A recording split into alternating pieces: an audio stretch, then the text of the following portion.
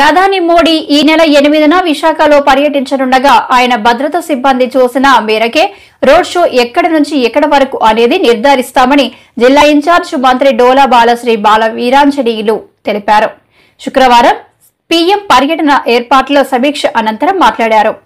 8వ తేదీ మన ప్రధానమంత్రి గారు విశాఖపట్నంలోని ఏ ఇంజనీరింగ్ కాలేజీ గ్రౌండ్స్లో ఉత్తరాంధ్ర ప్రాంతంలోని ప్రధానంగా అనకాపల్లి విశాఖపట్నం జిల్లాల ఉమ్మడి విశాఖపట్నం జిల్లాలో 1,50,000 కోట్ల నుంచి 2 లక్షల కోట్లుగా ఉన్నటువంటి పెట్టుబడులకు సంబంధించినటువంటి ప్రాజెక్టులకు శంకుస్థాపన కార్యక్రమాలు చేపట్టబోతా ఉన్నారు. ఈ సందర్భంగా ఏర్పాట్లు అదేవిధంగా ఆ సభకి వారిని గౌరవించుకునే విధంగా అంటే ఆంధ్రప్రదేశ్ రాష్ట్రంలో కష్టకాలంలో ఉన్నప్పుడు ఎన్డీఏ ప్రభుత్వం అధికారంలోకి రావడం జరిగింది. ఈ సందర్భంలో రాష్ట్రంలో ఉన్నటువంటి ఆర్థిక పరిస్థితుల్లో కేంద్రం మనకి సహాయ సహకారాలు పూర్తిగా వస్తున్నాయి. ఈరోజు ఉత్తరాంధ్ర అభివృద్ధి కావచ్చు, రాష్ట్రంలో అభివృద్ధి సంక్షేమ కార్యక్రమాలు కావచ్చు, పోలవరం అదేవిధంగా అమరావతి నిర్మాణాలకి కేంద్ర సహకారం అనేది పెద్ద ఎత్తున వస్తూ ఉంది. వీటిలో 6 నెలలు ఈ ప్రభుత్వం ఏర్పడిన తర్వాత ఈ ప్రాజెక్టుల శంకుస్థాపనకి మన ప్రాంతానికి వస్తున్న సందర్భంలో వారికి మంచి స్వాగతం, గౌరవంగా ఈ కార్యక్రమాన్ని నిర్వహించాలనే సంకల్పంతో జిల్లా అధికారులతోటి ఈరోజు సమీక్ష చేసుకోవడం జరిగింది. ప్రజాప్రతినిధులందరం కలిసి ఎక్కడా కూడా ఎటువంటి లోటుపాట్లు జరగకుండా కార్యక్రమం దిగ్విజయంగా జరగాలనే విధంగా చర్యలు తీసుకునే విధంగా మేము చర్చించుకోవడం జరిగింది.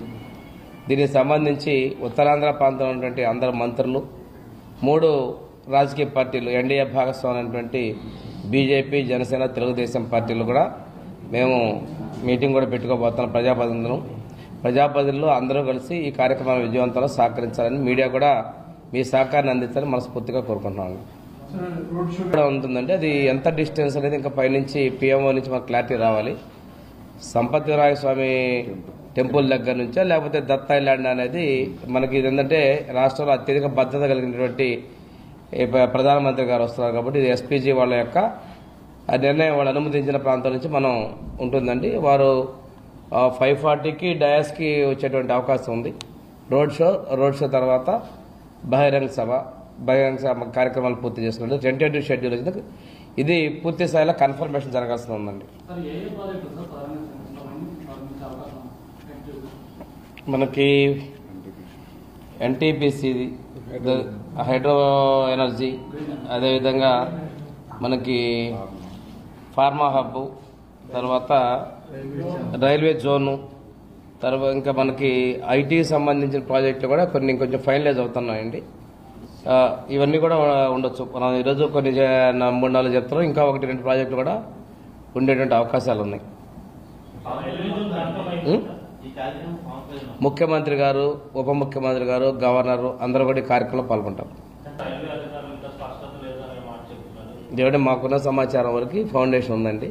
అంటే మీకు రైల్వేది టెంటేటివ్ షెడ్యూల్ అయితే మనకు వస్తుంది. భారీగా మనకి పెట్టుబడులకు సంబంధించి ప్రాజెక్టులకు సంబంధించి 4-5 ప్రాజెక్టులు శంకుస్థాపనలు ఉంటాయండి.